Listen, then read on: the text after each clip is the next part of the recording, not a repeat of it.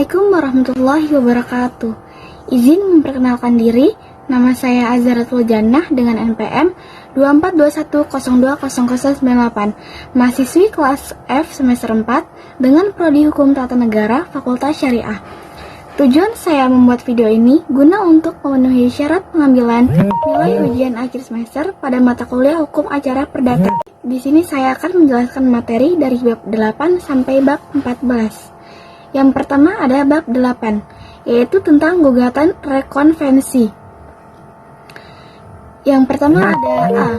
Pengertian gugatan rekonvensi. Gugatan rekonvensi adalah gugatan balasan yang diajukan tergugat terhadap penggugat dalam perkara yang sedang diperiksa. Ini dijelaskan dalam pasal 132A ayat 1 HIR. Yang kedua ada komposisi para pihak. Yang pertama ada komposisi gugatan. Komposisi gugatan dibagi menjadi dua, yaitu konvensi. Konvensi adalah gugatan asal dari penggugat. Yang kedua ada rekonvensi. Rekonvensi adalah gugatan balasan dari tergugat. Yang kedua, komposisi para pihak. Komposisi para pihak dibagi menjadi dua, yaitu penggugat konvensi menjadi tergugat rekonvensi. Tergugat konvensi menjadi penggugat rekonvensi. Selanjutnya ada tujuan gugatan rekonvensi. Yang pertama ada mewujudkan peradilan yang sederhana. Yang kedua, menghemat biaya. Yang ketiga, menghemat waktu. Yang keempat, menghindari putusan yang saling bertentangan. Selanjutnya ada syarat material gugatan rekonvensi. Yang pertama ada hubungan koneksitas, yaitu dengan gugatan konvensi. Yang kedua, bersifat asesor, sehingga jika gugatan konvensi tidak diterima, rekonvensi juga tidak diterima. Selanjutnya ada syarat formil gugatan rekonvensi. Yang pertama, memuat identitas pihak, posita, dan petitum yang jelas. Yang kedua ada tergugat rekonvensi hanya penggugat konvensi. Yang ketiga, tidak boleh menarik sesama tergugat konvensi sebagai tergugat rekonvensi. Selanjutnya ada waktu pengajuan rekonvensi. Menurut pasal 132B ayat 1 HIR, gugatan rekonvensi harus diajukan bersamaan dengan jawaban tergugat. Selanjutnya ada larangan mengajukan rekonvensi. Yang pertama ada terhadap pihak yang hanya bertindak sebagai kuasa. Yang kedua, pada perkara di luar kewenangan pengadilan yang memeriksa perkara. Yang ketiga, dalam perkara perlawanan eksekusi. Yang keempat, pada tingkat banding dijelaskan dalam pasal 132A ayat 2 HIR. Yang kelima, pada tingkat kasasi dijelaskan dalam putusan Mahkamah Agung nomor 209K/SIP/1970. Selanjutnya ada sistem pemeriksaan konvensi dan rekonvensi. Yang pertama, diperiksa dan diputus bersama dalam satu putusan. Yang kedua, dapat diperiksa terpisah tetapi tidak bisa putus dalam satu atau dua putusan. Selanjutnya ada bab 9, yaitu tentang penyitaan. Yang A, pengertian penyitaan. Penyitaan adalah tindakan pengadilan menempatkan harta tergugat di bawah pengawasan untuk menjamin pelaksanaan putusan. Karakteristik sita yang pertama ada tindakan eksepsional karena dilakukan sebelum ada putusan akhir. Yang kedua, membatasi hak tergugat atas hartanya. Yang ketiga, berdampak psikologis karena dapat mempengaruhi nama baik tergugat. Yang kedua ada tujuan penyitaan. Tujuan penyitaan yang pertama yaitu mencegah tergugat menjual, menghibahkan, atau memindahkan harta selama perkara berlangsung. Yang kedua, menjamin pelaksanaan putusan dan melindungi kepentingan penggugat akibat pelanggaran. Yang ketiga, perdata. Perbuatan hukum atas barang sitaan batal demi hukum. Yang keempat, pidana dapat dikenakan pasal 231 KUHP. Selanjutnya ada C. Prinsip-prinsip penyitaan. Yang pertama, dilakukan atas permohonan penggugat. Yang kedua, harus ada alasan yang kuat. Yang ketiga, objek sita harus disebutkan dengan jelas. Yang keempat, dapat diajukan selama perkara berlangsung. Yang kelima, berdasarkan pertimbangan objektif hakim. Yang keenam, tidak boleh menyita milik pihak ketiga. Yang ketujuh, nilai sita harus proporsional dengan tuntutan. Yang kedelapan, mendahulukan barang bergerak. Yang kesembilan, ada barang tertentu yang tidak boleh disita. Contohnya, alat mencari nafkah. Yang ke-10, barang sitaan tetap dalam penguasaan tersita. Yang ke-11, mengikat setelah diumumkan dan didaftarkan. Selanjutnya ada macam-macam sita. Yang pertama, sita revindikasi. Sita untuk mengambil kembali barang bergerak milik pemohon yang dikuasai orang lain tanpa hak. Syaratnya, yang pertama, barang bergerak. Yang kedua, pemohon adalah pemilik. Yang ketiga, barang dikuasai tanpa hak. Yang kedua ada sita jaminan. Sita terhadap harta tergugat untuk menjamin pembayaran utang atau ganti rugi. Objeknya, yang pertama, barang yang disengketakan. Yang kedua, harta tergugat atau barang agunan. Yang ketiga, sita harta bersama atau marital. Sita terhadap harta bersama suami istri dalam perkara. Yang pertama, penceraian. Yang kedua, pembagian harta bersama. Yang ketiga, perbuatan yang mengancam harta bersama. Selanjutnya ada bab 10 tentang pembuktian. Yang pertama, pengertian pembuktian. Pembuktian adalah proses menunjukkan alat bukti yang sah kepada hakim untuk membuktikan kebenaran dalil dalam perkara perdata. Yang kedua, prinsip umum pembuktian. Yang pertama ada bertujuan mencari kebenaran formil. Yang kedua, pengakuan dapat mempermudah atau mengakhiri pemeriksaan. Yang ketiga, tidak semua fakta harus dibuktikan, misalnya fakta umum dan yang tidak dibantah. Yang keempat, para pihak berhak mengajukan bukti lawan. Selanjutnya, C. Beban pembuktian. Yang pertama, siapa yang mendalilkan suatu hak wajib membuktikannya. Yang kedua, penggugat membuktikan fakta yang mendukung haknya. Yang ketiga, hakim menerapkan hukum yang berlaku.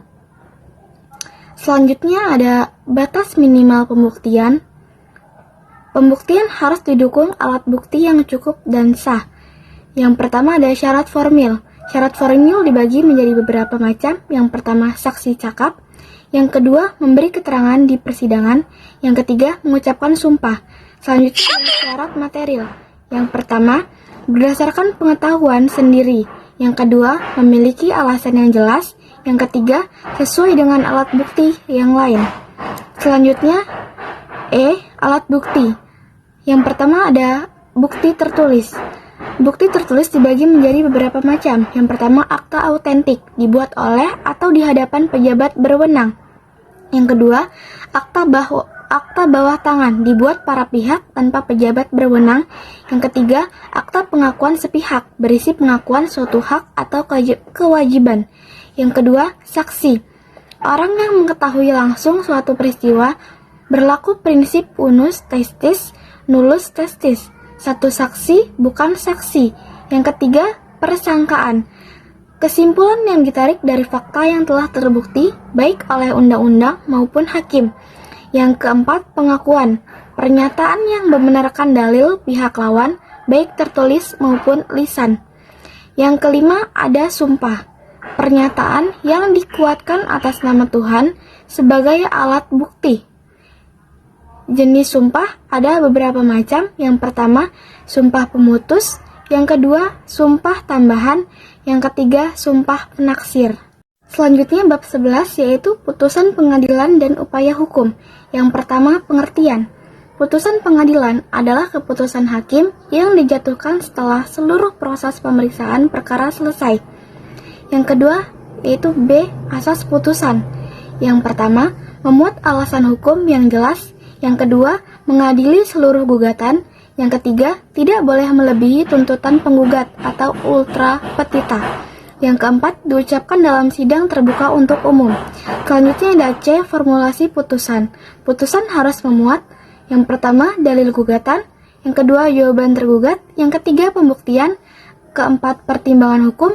Kelima, amar putusan. Keenam, biaya perkara. Selanjutnya, D. Jenis-jenis putusan. Yang pertama, berdasarkan kehadiran para pihak. Putusan gugur, yaitu penggugat tidak hadir. Putusan first take, yaitu tergugat tidak hadir. Putusan kontradiktor, yaitu para pihak tidak mengikuti persidangan. Yang kedua, berdasarkan sifatnya. Putusan kondemnatior, yaitu berisi penghukuman, misalnya membayar atau menyerahkan barang. Yang ketiga, berdasarkan waktu penjatuhannya. Putusan sela atau putusan sementara. Putusan akhir, yaitu mengakhiri sengketa. Selanjutnya E, putusan yang dapat dijalankan lebih dahulu. Putusan dapat langsung dilaksanakan meskipun belum berkekuatan hukum tetap atau masih diajukan banding. Syaratnya yang pertama, berdasarkan akta autentik. Yang kedua, berdasarkan akta bawah tangan yang diakui. Yang ketiga, berdasarkan putusan yang telah berkekuatan hukum tetap. Selanjutnya bab 12 yaitu tentang upaya hukum. Yang pertama, pengertian. Upaya hukum adalah cara yang diberikan undang-undang untuk menentang atau meminta pemeriksaan ulang terhadap putusan hakim. Jenis upaya hukum. Yang pertama, upaya hukum biasa. Dibagi menjadi banding, kasasi, dan verzet. Yang kedua, upaya hukum luar biasa. Dibagi menjadi peninjauan kembali atau PK dan derden verzet. Banding upaya hukum terhadap putusan pengadilan negeri yang diajukan ke pengadilan tinggi karena tidak puas dengan putusan. Masa tenggang waktunya 14 hari sejak putusan dibacakan atau diberitahukan. Selanjutnya C. Kasasi. Upaya hukum terhadap putusan pengadilan tinggi yang diajukan ke Mahkamah Agung. Alasan kasasi yang pertama, pengadilan tidak berwenang. Yang kedua, salah menerapkan hukum. Yang ketiga, melanggar ketentuan hukum acara. Tenggang waktunya 14 hari sejak putusan diberitahukan. Selanjutnya D. Peninjauan kembali atau PK. Upaya hukum luar biasa terhadap putusan yang sudah berkekuatan hukum tetap atau bisa disebut ingkrak. Alasan PK atau peninjauan kembali, yang pertama ditemukan bukti baru atau novum, yang kedua ada kebohongan atau tipu muslihat, yang ketiga putusan melebihi tuntutan, yang keempat ada kekhilafan hakim atau kekeliruan nyata. Masa tenggang waktunya 180 hari sejak alasan peninjauan kembali diketahui. Selanjutnya bab 13 yaitu tentang e-court litigation. Yang pertama, pengertian e-court. E-court adalah sistem pelayanan pengadilan secara elektronik untuk pendaftaran perkara online, pembayaran biaya perkara online, pemanggilan para pihak secara elektronik, pengiriman dokumen persidangan secara online. Selanjutnya, B. Dasar hukum e-court. Dijelaskan dalam Perma nomor 3 tahun 2018, Perma nomor 1 tahun 2019, SK KMA nomor 122 KMA SK 8/2018. Tujuannya untuk mewujudkan peradilan yang sederhana, cepat, dan biaya ringan. Ruang lingkup e-court. Yang pertama, pendaftaran perkara online e-filing. Yang kedua, pembayaran panjar biaya online e-skum. Yang ketiga, pengiriman dokumen persidangan. Yang keempat, pemanggilan elektronik atau e-summons. Selanjutnya, C. Persidangan elektronik atau e-litigation. E-litigation adalah persidangan yang dilakukan secara elektronik. Tahapan seperti jawaban, replik, duplik, kesimpulan dapat dilakukan melalui sistem elektronik.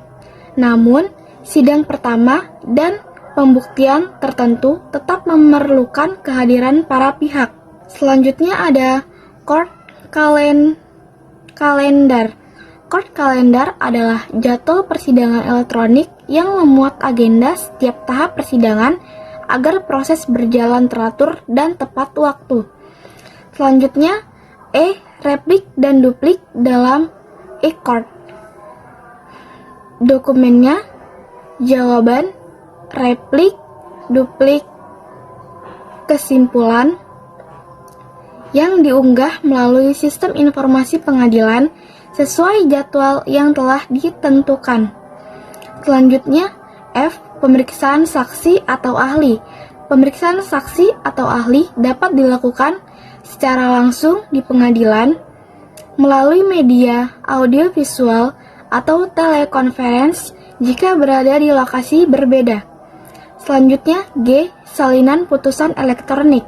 Putusan tetap dibacakan di sidang, kemudian salinannya dikirim dalam bentuk elektronik atau PDF melalui domisili elektronik para pihak. Upaya hukum dapat diajukan dalam waktu 14 hari sejak salinan putusan diterima. Selanjutnya bab 14 yaitu tentang praktik pembuatan dokumen persidangan perdata. Yang A. Surat gugatan wan prestasi. Surat gugatan yang diajukan karena salah satu pihak tidak memenuhi kewajiban sesuai perjanjian. Isi pokoknya, yang pertama identitas para pihak, yang kedua posita uraian, fakta, dan dasar hukum. Yang ketiga, penjelasan adanya perjanjian. Yang keempat, bentuk wan prestasi tidak melaksanakan terlambat atau tidak sesuai perjanjian. Yang kelima, kerugian yang timbul. Yang keenam, petitum atau tuntutan kepada hakim. Tujuannya, meminta hakim menyatakan tergugat telah wan prestasi dan menghukumnya memenuhi kewajiban atau membayar ganti rugi. Yang B, surat gugatan pembuatan melawan hukum atau disingkat PMH. Surat gugatan yang diajukan karena adanya perbuatan yang melanggar hukum dan menimbulkan kerugian. Unsur PMH yang pertama, ada perbuatan melawan hukum, yang kedua, ada kesalahan pelaku, yang ketiga, ada kerugian, yang keempat, ada hubungan sebab akibat antara perbuatan dan kerugian. Isi pokoknya, yang pertama, identitas para pihak, yang kedua, kronologi peristiwa, yang ketiga, dasar hukum PMH, yang keempat, kerugian yang dialami, yang kelima, tuntutan ganti rugi atau tindakan tertentu. Selanjutnya C. Surat jawaban. Surat yang dibuat tergugat untuk menanggapi gugatan penggugat.